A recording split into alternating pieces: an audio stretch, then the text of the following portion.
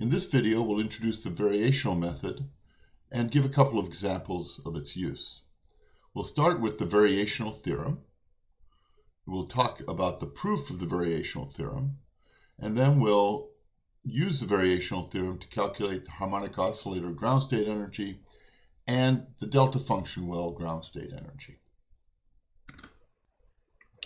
So, suppose that we have a Hamiltonian and we wish to calculate its ground state energy, but the Hamiltonian can't be solved exactly.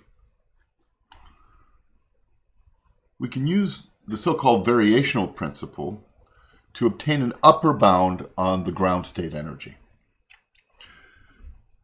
If psi is an arbitrary normalized wave function, we'll just assume that's an arbitrary wave function, we can always write the wave function in terms of its expansion in the eigenfunctions of the Hamiltonian.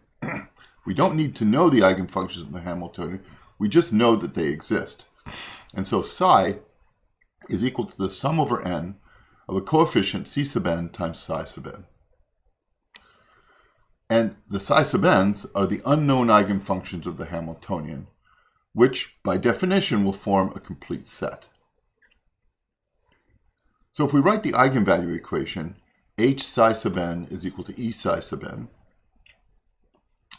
the normalization condition for the arbitrary wave function psi, which is composed of a superposition of the eigenstates, must say that psi, the inner product of psi with itself, is equal to 1. But that's just the inner product of the two sums. This sum over m and sum over n, because they're two different independent sums. And this becomes a double sum over m and n of psi m, c sub m star, c sub n, and then the inner product of psi m with psi n. But remember, psi n are eigenfunctions of the Hamiltonian, therefore they're orthonormal to each other. So the only term which survives is this term where m is equal to n. And when m is equal to n, then this becomes a single sum over n of c sub n squared is equal to 1. So normalization of this arbitrary function implies normalization of the sum of the coefficients. If we now take the expectation value of the Hamiltonian with this arbitrary wave function, we can write the following. So we have the expectation value of the Hamiltonian is the expectation value of this sum over m, c sub m psi m, h, and then the same sum, but with index n, sum over n, c sub n, psi sub n. Well, we can pull that Hamiltonian into the right-handed, the sum on the right-hand side, and we can pull the sum signs out. So we get sum over m, sum over n, c sub m star, and when we apply the Hamiltonian to the right, we get e sub n.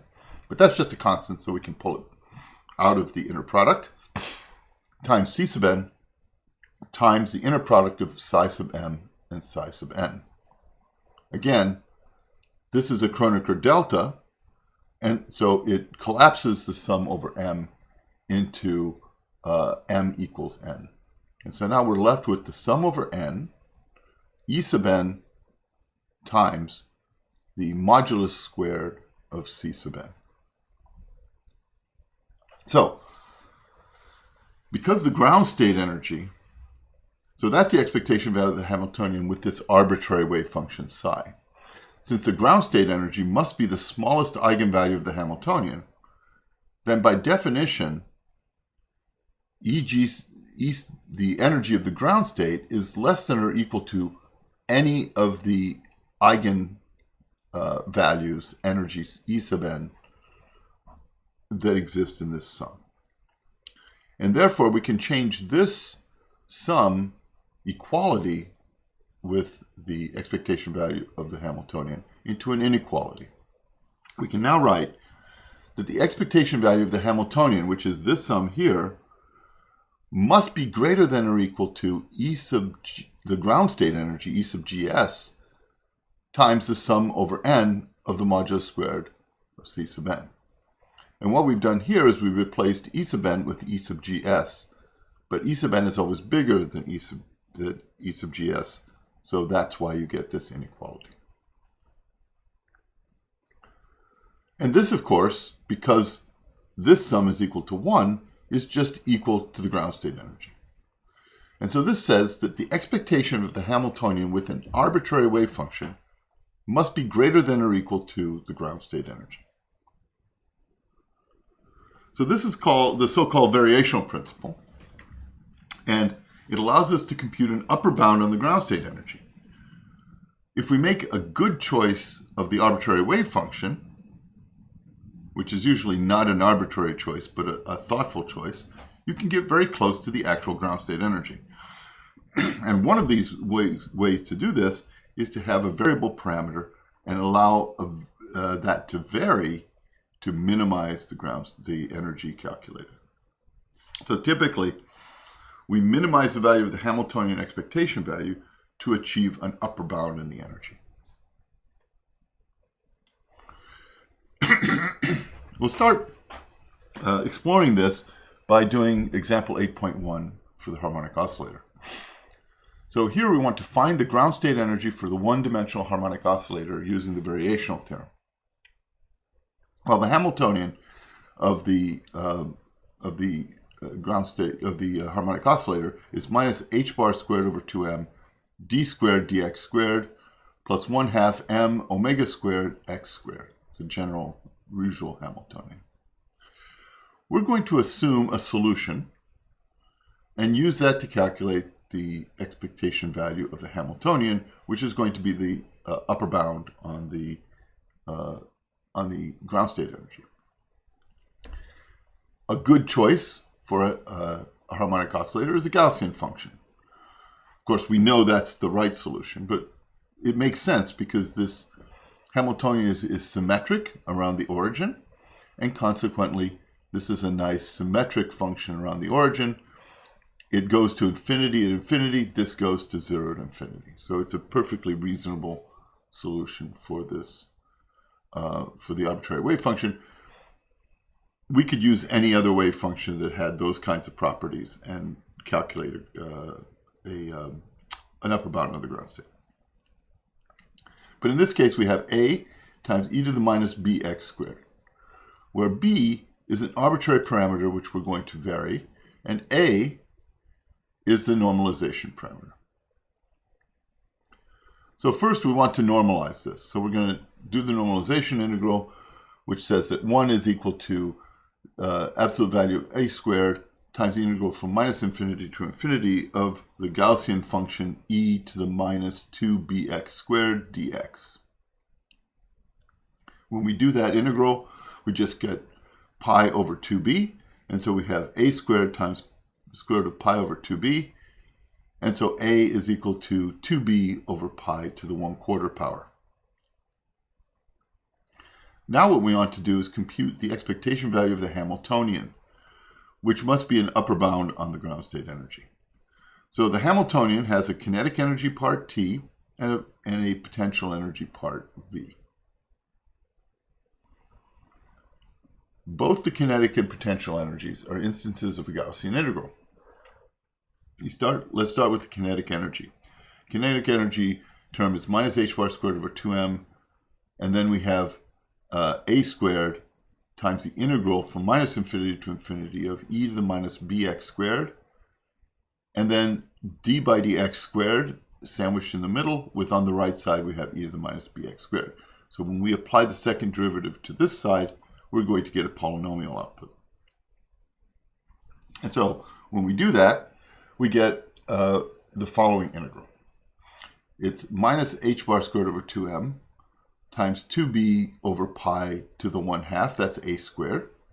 Then we have integral from minus infinity to infinity, and we have 4b squared x squared, that's the second derivative, minus b, 2b, that's from the second derivative of this exponential Gaussian with respect to x, times e to the minus 2bx squared. Well, the second one is really easy. We've already done that integral. The first one you can do by integration by parts once, and then you can do the integral simply. So when you do that integral, you get minus h bar squared over 2m times 2b over pi to the 1/2 times the quantity 4b squared, so this is from the first term, times square root of pi over 32b cubed, minus 2b, which is from the second term, times pi over 2b. So it's the square root of pi over 2b.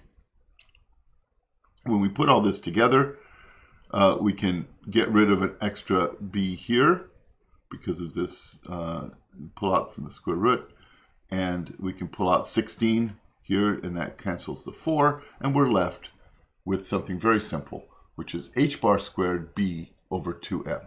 So that's the kinetic energy. A potential energy is simply equivalent to this first integral here.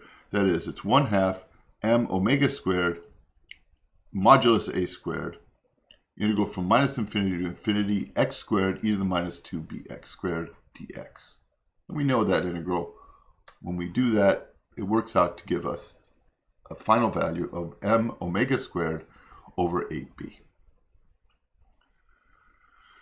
When we sum these to get the expectation value for the Hamiltonian, we have to sum these two terms, and we get h bar squared b over 2m plus m omega squared over 8b. So this is our upper bound on the energy of the ground state. However, we don't know what b is. So if we now minimize the Hamiltonian with respect to b, we can get the minimum upper bound on the energy of the ground state.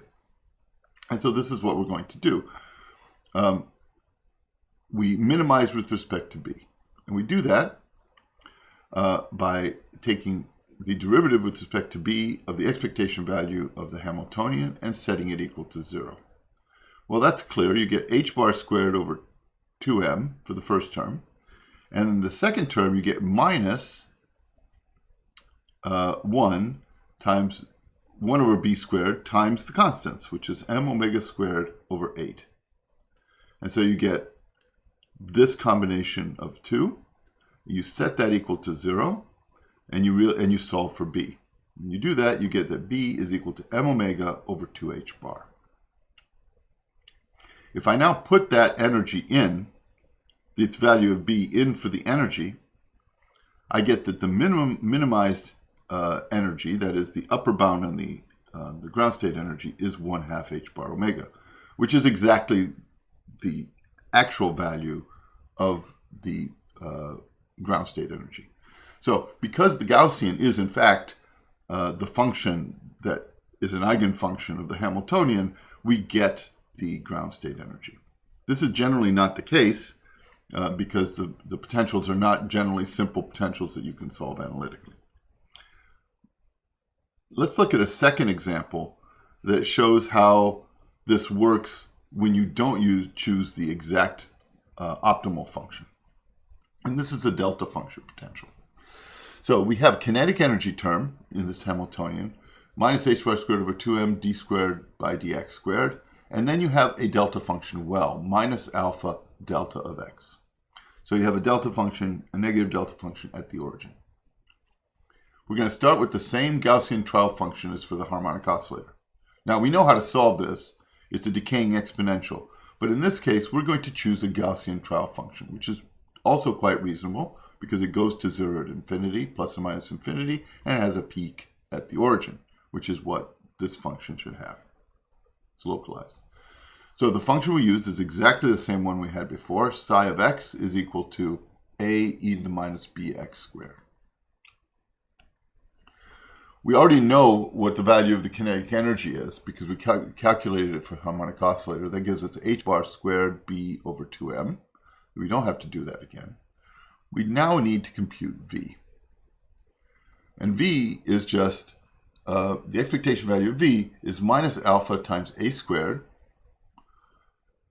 integral from minus infinity to infinity of the delta function times e to the minus 2bx squared. But this integral is trivial because the delta function at the origin means that we replace x by 0. This goes to 1, and we just integrate and the integral is done. So we have 1.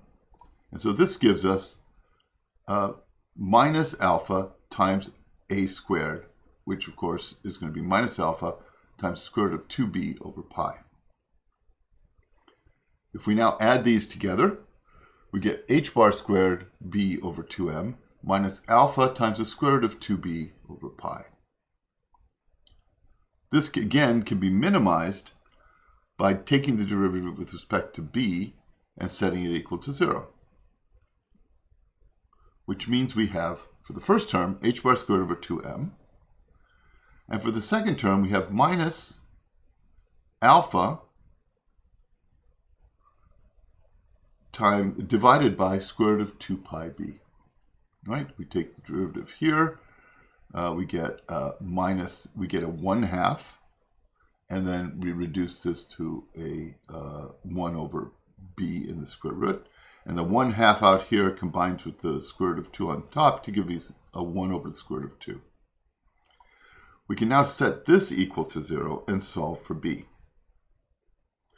When we solve for b, we get that b is equal to 2m squared alpha squared over pi h bar to the 4th.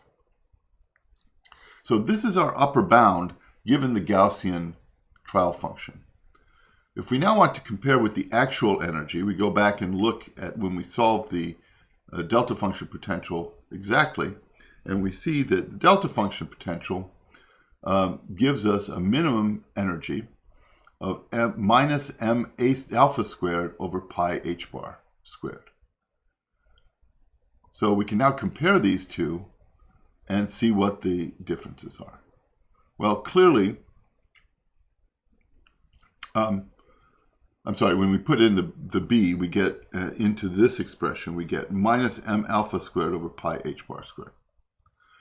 And this is clearly bigger than the ground state, the actual ground state energy, which is minus m alpha squared over 2 h bar squared. And the difference here is that the pi is bigger than 2, and so this is less negative than this one. So instead of a factor of 1/2 here, we have a factor of 1 divided by pi.